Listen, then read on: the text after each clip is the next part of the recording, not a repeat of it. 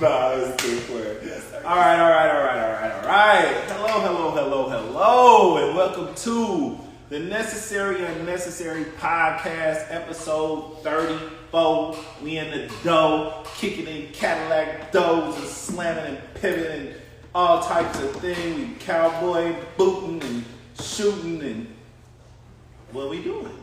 Today's episode is origin stories. I feel like episode 34, we got a good amount of episodes. We got a lot of new people watching and they don't know who we are and why we are. And so today we're gonna do our origin story. So every villain and superhero has an origin story. So in the lights, we have origin stories too.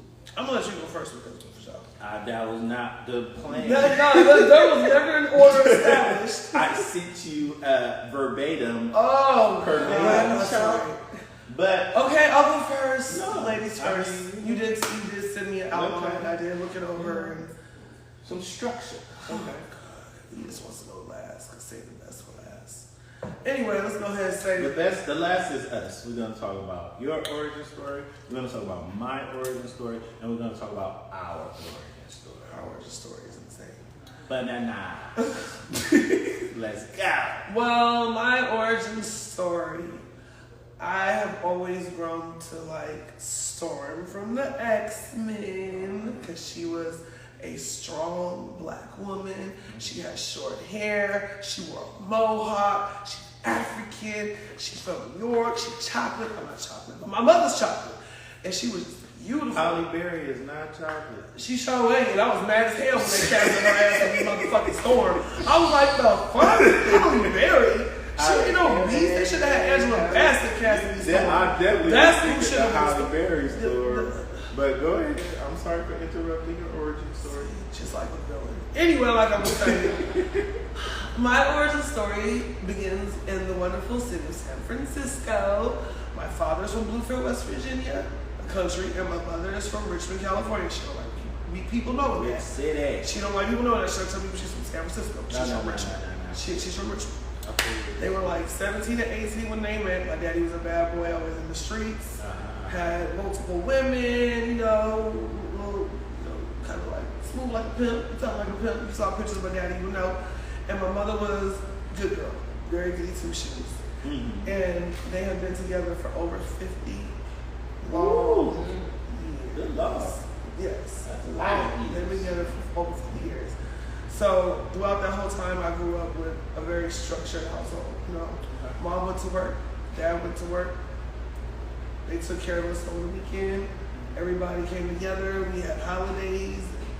I was brought up pretty smooth, pretty decent. You know, my mother's side is Catholic, my father's side is Baptist. We weren't a church going family, but for whatever reason, they made me go to Catholic school for 9 long years.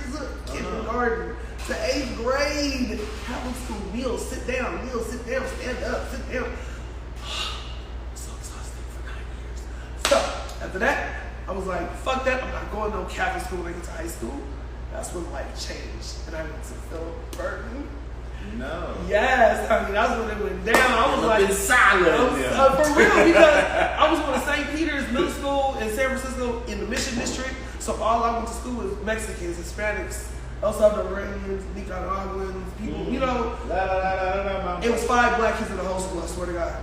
Me and my brother, and 3 other ones. And 2 of them were brothers and sisters. And the other one, he was bad as shit. Yes, he was. So it was only 5 of us in the whole school. No, we didn't. They tried to make me be the girlfriend to the bad black boy. And I'm like, I didn't want him. So no. When I got to Burton, it was niggas everywhere. No.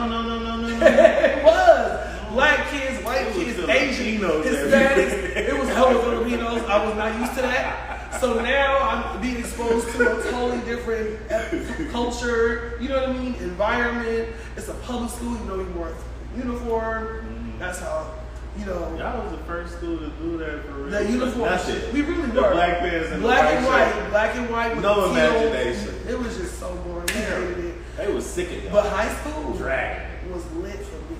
Doing too much. That's when I found out I'm a real fucking tomboy. Oh no. They used to fight all the time. Mm-hmm. I used to actually love it. I started in middle school. But anyway, that's a whole other situation. Yeah. I mean, that's your origin story. They found out I had anger management issues. Okay. And that started in 7th grade. You do kind of remind me of the lady from Joe.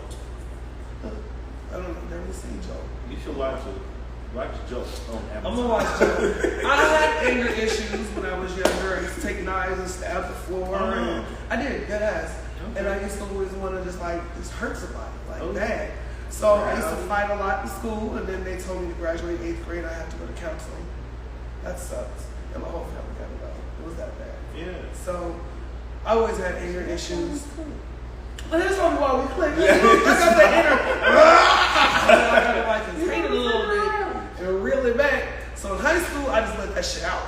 I was fighting. It was just the way to go. But it wasn't me starting to fight. I was defending myself. So after high school, I worked. You finishing the fight? Shut up. You were in the city when I had a fight, wasn't you there? I don't know. Yeah, he was there. Mr. Goody Goody over here. But anyway, so then I went to City College and had another fight. It was bad. But it wasn't my fault again. And that's when I discovered I love fashion. So I was like, I'm going to go to a black historical college and study fashion, right? And I found out there was Atlanta. Never knew shit about Atlanta. Mm-hmm. And when I found out there was a city called Atlanta and there was a lot of beautiful black people there and fashion was a thing, I was like, I'm sold.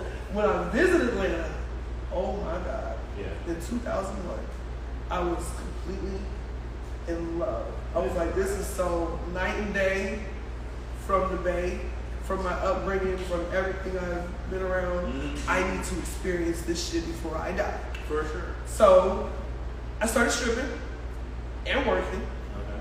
And if you know anything about the Bay Area and the strip clubs, it's nothing like the South. Spam. It's not. You dance $25, you gotta pay the club and the DJ, you're left with about $10 after you've done all that. Oh no. If you charge $25 for a dance, which remember you have all your clothes on. So how I got put onto Atlanta strip clubs. Oh no. I was in the Garden of Eden in Frisco, popping on a football player. Okay. And he was like, you need to go to Atlanta. And I was like, what is in Atlanta? You know what I mean? I'm like, I'm so clueless. The strip in Mecca. And that's what he told me. He did. He was like, girls go there, they don't even get naked, and men just throw ones at them. Yeah. I said, hold on, wait. Throwing ones. They get money. But see, no, but he told me they throwing ones, so in my eyes, I really get big bills in my hand. There's somebody throwing a bunch of ones at me. But when he break it down to how many ones they throwing, and you ain't even got all the way naked yet, I said, God, let me go visit Atlanta. I went to Atlanta and I walked to the Magic City, y'all. I'm not gonna lie. I was mesmerized. And I don't get impressed that easy, but I was like, good Lord, these houses thick. I didn't say it like that. No, I didn't say it like that. You did. It was ass on top of backs. Okay. They was looking like horses walking around. I was impressed. I was like, they don't look like this in the Bay. Not And the money was insane. I'm walking, kicking money out my way, like, you know what I'm saying? It was a lot. It was nothing like this in Frisco. So I was like, I'm making a change today. And within a couple of months, flew me and my dog out here with 2 motherfucking bags, no car, only with 2 people, set up shop, had my own apartment, went and started dancing at Platinum 21, and it was over, man. It was over. Like, I got exposed to so much good and bad. You know what I mean? Like, when you in that life, I did it for 7 years. For real. I did it for real. Yeah. 7 years at ICE. So I've seen some stuff. Like Diamond on the Players Club. You can call me something like that. You know what I'm saying? I didn't go to Clark. CIU in the building. I went to Clark, fashion, merchandising, major, experienced a lot. And after that, I went to travel abroad. I advise all young people to travel abroad. Get some stamps in your passport, pimpin'. Travel abroad. Go somewhere. Leave the United States. You're going to want to come back. Stamps for sure. But travel around the world, and it expands your mind. It does though, bro. I went to London for 6 weeks. It was the dopest thing I could have ever done in all 41 years I've been on this planet. Yeah. Staying in London for 6 weeks. That shit was so dope. So then after that, I came back, opened a boutique in Atlanta, in little 5 points. Okay. You know what I mean? Did that with my business partners. We experienced that. That was awesome. Like, I've done a lot of things. I put on a fashion show. You know what I mean? That was also amazing. I had more than 100 people show up to this fashion show. I was like, holy shit, where the hell are you at? I wasn't invited. He alive. But yeah, I've done a lot of different things. You know what I'm stylish. Black sheep. Then on top of that, I'm networking during this time. Okay. I just forgot. I worked on TV shows. I worked on Being Mary Jane, like literally behind the scenes, like that's where making sure it's a lot. There is. You never know how much work goes in these TV shows, so you actually work on one. Everything got to be perfect. Everything, every take, it has to be the same. 12, 13, 14-hour days. Bring that same energy to the necessary. You see it? So now I'm comparing this to Storm, since I'm not bringing the same energy. Storm, her character, she was young and she ended up in the streets as a pickpocket. You know, so she lived a different life before she came Storm. And then after that, she met Professor X. You know what I mean? And he put her on to the X-Men and was like, "You could be even greater than that." She learned how to use her powers. You know what I mean? Yeah. And then she became one of the first black female superheroes to ever have been on Marvel or created, period, in the superhero comic world. So Storm, Osoro, I can't pronounce her name, but Osoro Monroe is her real name. That's her origin story. So I kind of like related to me, you know, kind of both rock stars. You know, we're both dope, came from strong. Tear up a whole facility. Show will run, fuck around, piss us off. You gonna bring the rain, the thunder, the lightning, hurricanes, the storm. I must attest when she said that. I said, "Yep, exactly." I'm a sweetheart, if you know sure. me, you know. But she will bring this storm for sure. Whatever, man. What's your origin story? I'm scared. Swag, put the money in the bag. I'm scared. So I went back and forth a lot about my origin story because I have so many defining moments and I have so many different, aspects of my life that I could have came from to my origin story. But I think that for me, Marquise. Ooh, he said what? Real name. The government. This is a deep you know. You know. I pulled his hair off so fast so you didn't know you would know. He don't ever say that name. That is the. Hold on, let me get real. That is the James St. Patrick of it all, for sure. It's gonna get good. So Marquise, and I had to boil it down to 2 moments. You know what I mean?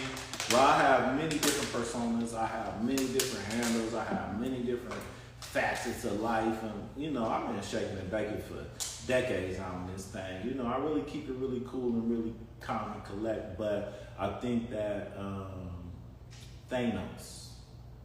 I really identify with Thanos. I fools with Thanos heavy because he was looked at as a villain, but really Thanos had a purpose.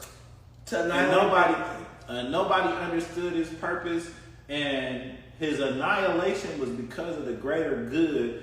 And honestly, he dog walked out of the Avengers, all collectively, individually. After he collects all of the stones, he really completed. No, he was doing it on his way to do it because they were trying to stop him from collecting all the stones. But regardless, I'm not even a big Marvel thing. But when I saw Thanos, I was like, man. I felt this plight, like, man, go on and get all them stones and quit playing with these chumps because they don't understand. They trying to be goody goodies and diddy diddies, and you feel me? Not killing innocent people. I mean, sometimes, and this is how I parallel it to my life. Sometimes you need to cut off a multitude of people to accomplish your goal. You know what I mean? And I've cut off a lot of people in my life to accomplish my goal, and I couldn't feel no way about it. And that's how it is, because at the end of the day, it was Thanos. Yeah, I got a crew behind me, but if you run into me, it's a problem. By myself. I'm on a mission. I'm on my goal. I felt Thanos on this mission and this goal. Like, yeah, I feel y'all. Y'all trying to stop me, and that's what y'all should do. But y'all dragging it right now because I'm finna do what I'm finna do. So, go ahead on. and try it. You know, I'm not going to stop for a second while you try it. You feel me? That's what you're supposed to do. And this is what I'm supposed to do. What about Professor? Yeah, couldn't be Professor X. Never. Oh, God. He's a goofy. He was not a. Oh, dear you. Professor X was the man. He was the brains behind. But if you ran up on Professor X and kicked him out that thing, he wasn't nothing. He'd be laying on the floor. He could get into your mind. What are you talking about? Once you can control your mind, cool. you can control everything. Can I tell my story? Go tell you. I'll let you tell your story. I'm just letting you know the Thanos of it all. Okay, so my two defining moments are one is when I had my son. Because everything I was doing before that changed at that moment. And I had to really take inventory of my life at that moment, because what I'm doing now is going to affect this little person that I'm responsible for. And when I grew up, I didn't grow up with my dad. And the first thing I thought when I had a son, like, all right, I got a son now, it's like, okay, I don't want him to never know what it feels like to not have a dad. Right. You know what I mean? And so I made a lot of decisions from that point on because I had him. And I often say he should be the poster child for Black Lives Matter, because he saved a lot of you Black lives for real. Because, you know, a lot of stuff I wouldn't and didn't do because I need to come home to my son. You know what I mean? Like, I never wanted him to know what it felt like to not have his dad. Right. Because I knew what that felt like. And I often ask him, like, son, what it feel like to have a dad? Because I literally don't know. You feel me? And he don't know no other thing. And he answers me like, oh yeah, da da da da da da da. And I'm like, you don't have a clue. Right. What it's like to not. And I love that for him. You know what I mean? And me not having a dad made me the father that I am today. That's on my marquee stuff. You know, the real ghost. Yeah. Might be deleted. And my second defining moment was when I got saved. I had a real Damascus Paul Road experience. You know what I mean? I came out here to Atlanta. I was fighting indictments. I had been shot. I had been, I had numerous people trying to knock me off, and the Holy Spirit told me the only way for me to get out of this was to take myself out of the equation, because, I was really ready to rock all the way out, but even if I won, I would have lost. You know what I mean? Had I would have won or lost, I would have still lost. You know what I mean? Because if I prove my point out here on these streets, then, I'm liable to do life. Yep. But, he said, just go. You don't got nothing to prove. I said, all right, I'll get a fresh start. So when I came to Atlanta, 2008, I thought it would bring peace, but really all I had was quiet. So I was in search of peace when I got here. So I was working, I found me a little spot, and I'm this, that, I'm working, da-da-da-da-da-da. And one weekend I'm off, and my auntie gave me like 3 books. They were spiritually based. I hadn't been off because I was just doing so much overtime because I ain't had nothing to do. I'm used to grinding, so I'm working all I can. So I'm just focused on that. I'm grinding. So I was off for like 3 days. It was nice outside. I just got paid. I'm like, I don't even know what I like to do. I've been running the streets for so long. I got some time to myself. I got money. I got a nice day. I don't even know what I like to do. That's crazy. Cause I've been ripping and running. I promise you, it's been the Adventures of Nicky Swagger, Pills and Patrol for so long. I promise you. But off Pills, y'all didn't catch what he said. The Adventures of Nippy Swag. That's my 3rd album. It's on iTunes right now. Tell the story. Off Pills and Patrol. So, I'm off. I'm like, I don't have a clue what to do. I'm way in Atlanta, I stop by my auntie house. She like, here, take these books. And I'm like, all right, I wasn't thinking much of it. I went home and I started reading the books, right? I was really bored. Yeah, I didn't have a clue what to do with myself. I've been, in the mix for so long. Right. It was like I got some time to myself. And it was like, I don't even know what I like to do. But I read all 3 of them books in that weekend. And then after I did that, I read the Bible and like the Holy Spirit came into my living room in a sun ray of light, and I wasn't expecting that. That's not what I was looking for. And the next day, it had to be a Saturday because the next day it was Sunday, and I woke up and I knew I was going to church. And I'm like, okay, we're going to church today. And I stopped smoking, drinking, because all that. Now, since then, I was just going to say, how long was this? That was 2008. Oh, and I had a good run. That's for sure. And I'm still connected. But, since then, it's a walk, it's a journey. And we hold to the fold and all that good stuff, but life be life, and you feel me? We go where we go, we do what we do, we feel how we feel, we think what we think. So, but I think those are the 2 defining moments that shaped, like, the real me. You know what I mean? Mm-hmm. I got all these different personas. I be moving and shaking and baking. I don't even know what to tell people my name is when they ask me.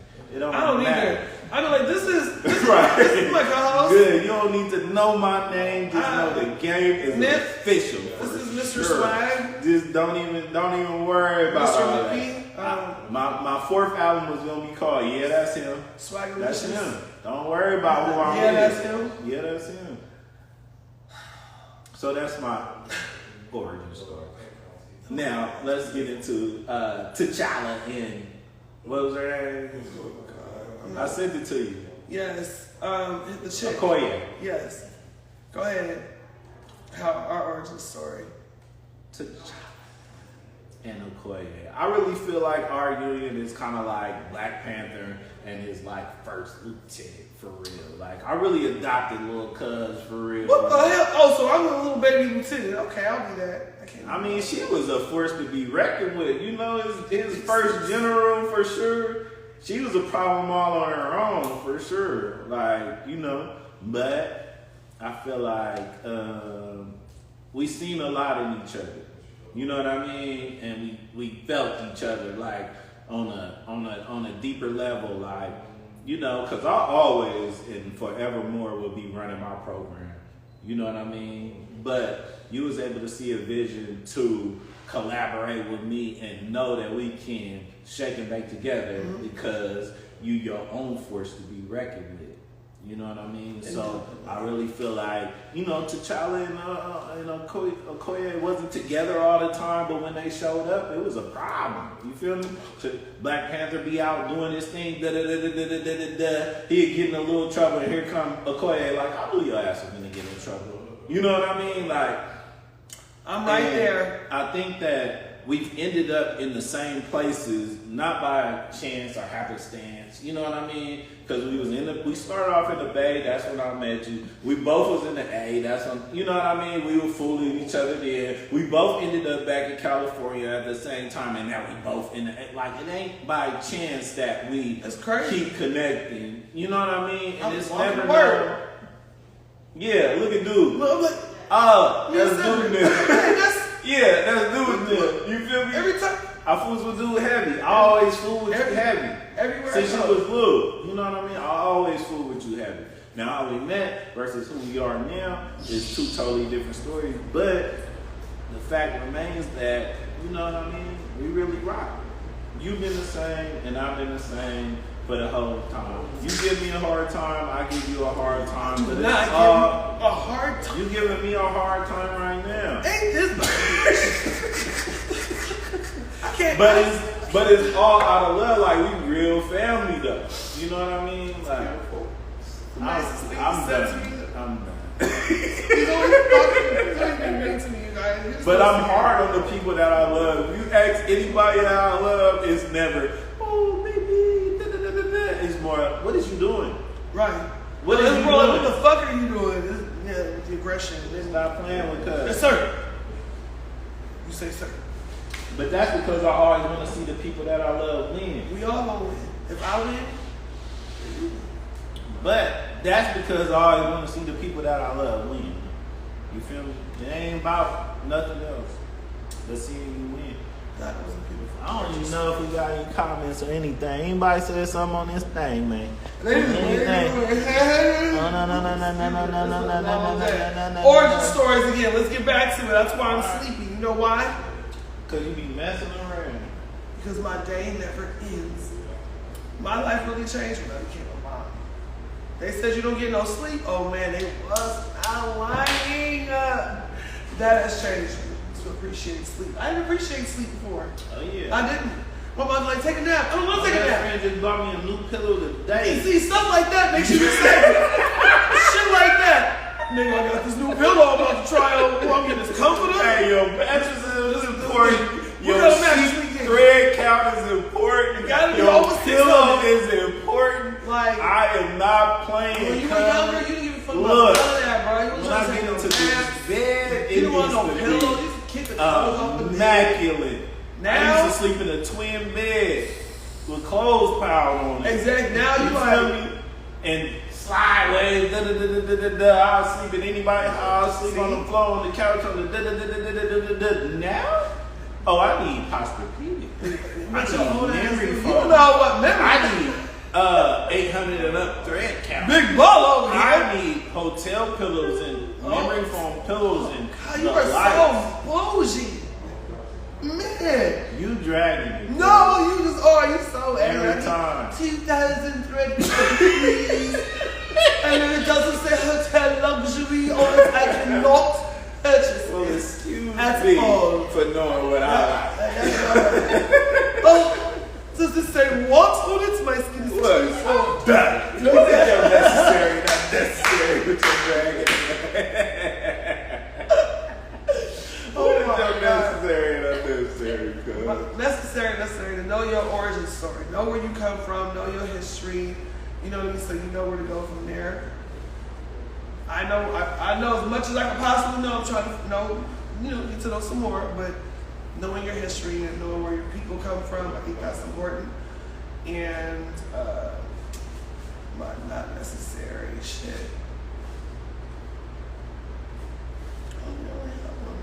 It's good.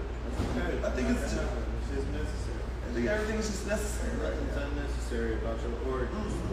So my necessary is to be yourself, be honest with yourself, and work on the things that you need to work on. I just went to a conference session today. Seek help so you can find somebody that's on the outside looking in, because you can't all the way heal yourself. Find somebody you can talk to. Find somebody who's interested, invested, who can help you to find those things in yourself that you cannot see, and constantly be working on yourself, because that's what life is about. Progress and health and wellness and all that good stuff. No matter where you started and what you've been through, when you get to a certain point, it's your responsibility to take control of your life and make it the life that you want it to be. Indubitably. Say it again.